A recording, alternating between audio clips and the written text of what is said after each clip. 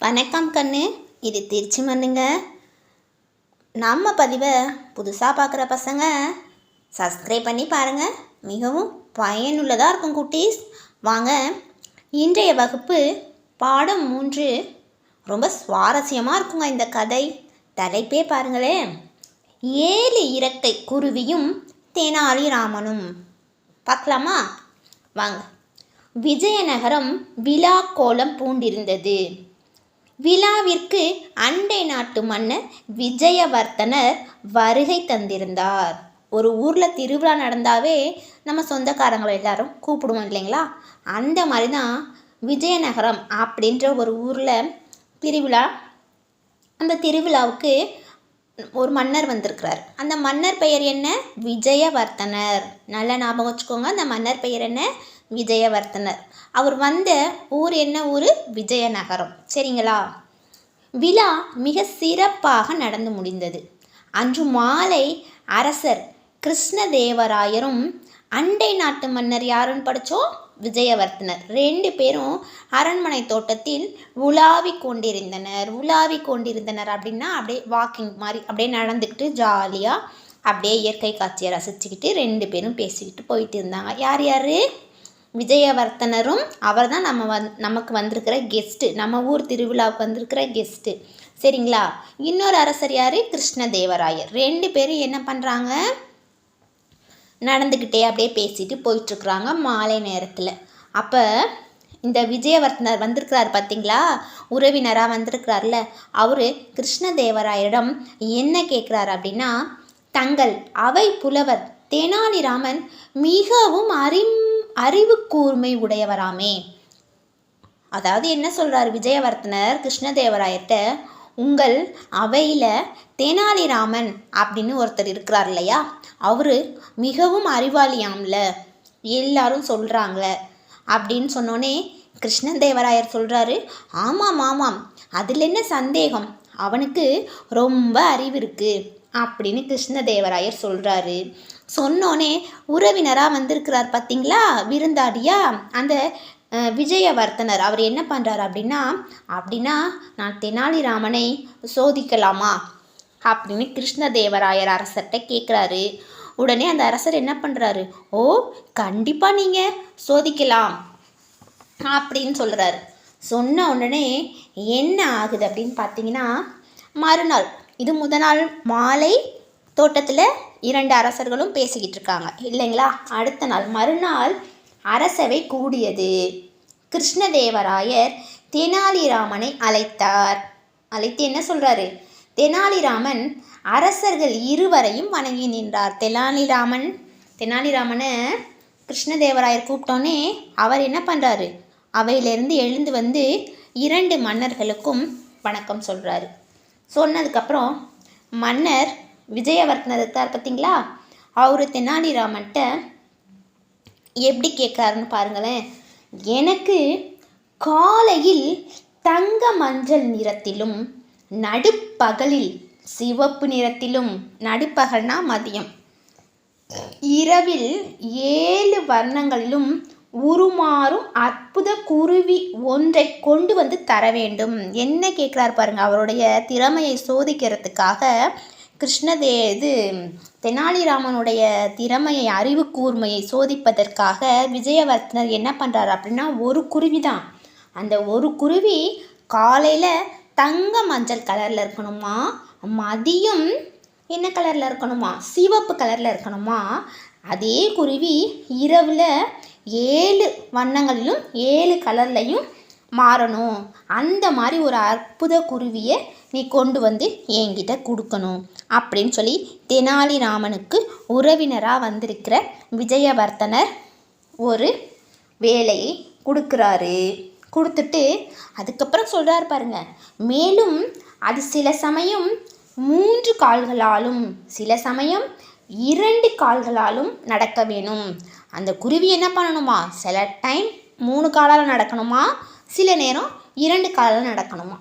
பிறகு 7 இறக்கைகளை கொண்டு வானில் பறக்கவும் வேண்டும் என்றார்.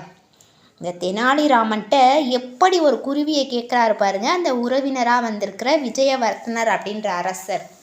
காலையில் மஞ்சள் நிறத்தில் இருக்கணும், தங்க மஞ்சள் நிறத்தில் இருக்கணும், மதியம் சிவப்பு கலரில் இருக்கணும், இரவு 7 வண்ணங்களிலும் உருமாறணும்.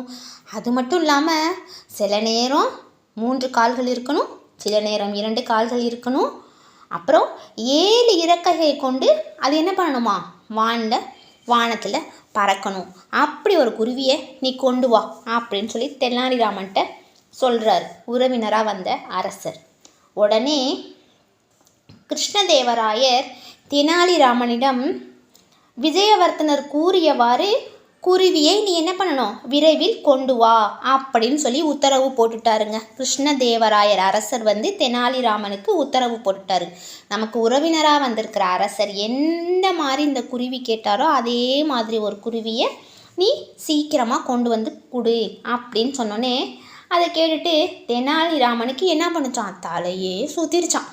இப்படி ஒரு குருவியை நம்ம எங்கடா போய் தேட போகிறோம் அப்படின்னு சொல்லி கேட்டவுடனே அவருக்கு என்ன ஆயிடுச்சு, தலையே சுத்திருச்சான். இருந்தாலும் தெனாலிராமன் என்ன பண்ணுறாரா, சிரிச்சுக்கிட்டே, சரி அரசே, நாளைக்கு நான் கண்டிப்பாக அந்த குருவியை என்ன பண்ணுறேன், அந்த பறவையோடு நான் வருகிறேன் அப்படின்னு சொல்லி சிரிச்சுக்கிட்டே தெனாலிராமன் பதில் சொல்கிறாராங்க. அடுத்த நாள் எல்லாருமே ரொம்ப ஆவலாக இருப்பாங்க இல்லையா. மறுநாள் தெனாலிராமன் அரசவைக்கு தாமதமாக வந்தாராம். எப்போதுமே அரசவைக்கு தெனாலிராமன் கரெக்டாக அந்த நேரத்துக்கு வர்றவர் இன்று என்ன பண்ணுறாரு, தாமதமாக லேட்டாக வருகிறார்.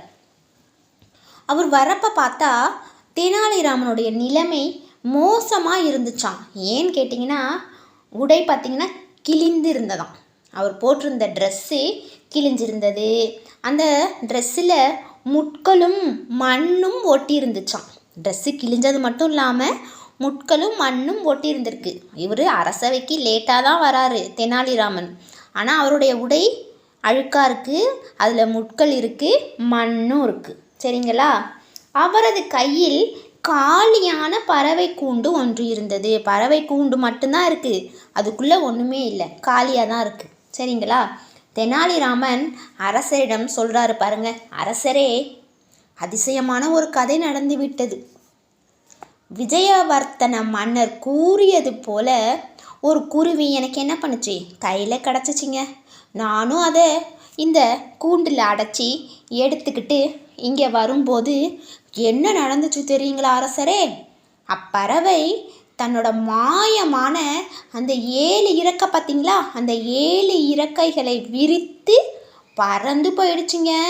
அது மட்டும் இல்லாமல் அது பறந்து போகிறப்ப அந்த குருவியை நான் துரத்திட்டு போகிறப்ப அந்த குருவி ரொம்ப தூரம் போயிடுச்சு. ரொம்ப தூரம் பறந்து போய்கிட்டே அது என்ன பண்ணுச்சு தெரியுமா, அரசரிடம் போய் சொல்லு. என்ன சொல்லியிருக்க அரசரிட்ட பாருங்க, காலை பொழுதாகவும் இருக்கக்கூடாது, நடுப்பொழுதாகவும் இருக்கக்கூடாது. நடுப்பொழுதுனா மதியம். மாலை பொழுதாகவும் இருக்கக்கூடாது, வெளிச்சமாகவும் இருக்கக்கூடாது, இருளாகவும் இருக்கக்கூடாது. அந்த நேரத்தில் நானே எனது 7 இறக்கைகளை பறந்து என்ன பண்ணிடுவேன், திரும்ப நான் வந்துடுவேன் அப்படின்னு சொன்னிச்சான்.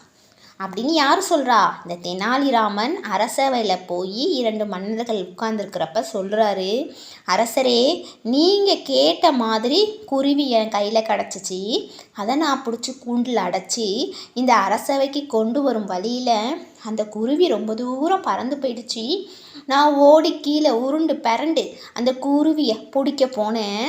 ஆனால் அந்த குருவி வானத்தில் பறந்தது இல்லாமல் அது என்ன சொன்னுச்சு அப்படின்னா, உங்கள் அரசர்கிட்ட போய் சொல்லு, காலை பொழுதாகவும் இருக்கக்கூடாது, அப்புறம் நடுப்பகல் பொழுதாகவும் இருக்கக்கூடாது, மாலை பொழுதாகவும் இருக்கக்கூடாது, வெளிச்சமாகவும் இருக்கக்கூடாது, இருட்டாகவும் இருக்கக்கூடாது. அந்த மாதிரி ஒரு நேரத்தில் என்னுடைய 7 இறக்கைகளால் பறந்து திரும்ப வந்துடுவேன்னு போய் சொல்லுன்னு சொன்னுச்சிங்க அரசரே அப்படின்னு சொல்லி தெனாலிராமன் அரசவையில் சொல்கிறாருங்க. அதை கேட்டதும் இந்த மன்னர்கள் இருவருக்கும் தலையே சுத்திருச்சான். அப்படிப்பட்ட நேரம் எப்படி வரும் அப்படின்னு சொல்லி கேட்குறப்ப அரசருக்கே சிரிப்பு வந்துருச்சான்.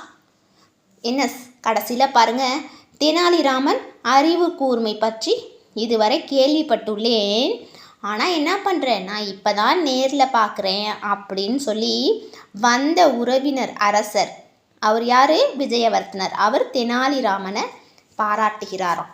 சரிங்களா? இப்படி ஒரு குருவி நம்ம பார்த்துருப்போமா? பார்த்துருக்கவே மாட்டோம்.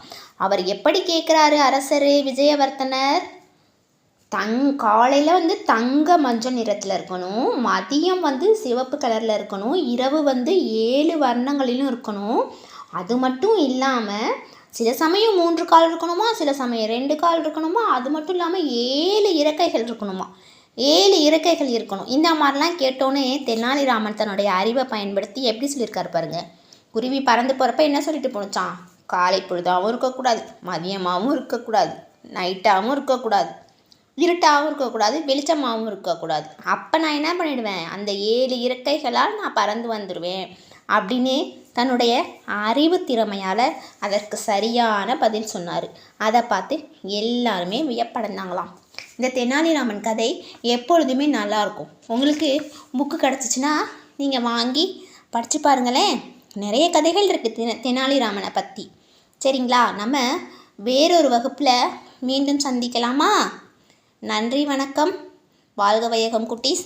இந்த பதிவை உங்கள் நண்பர்களுக்கும் ஷேர் பண்ணுங்கள், சப்ஸ்கிரைப் பண்ணுங்கள்.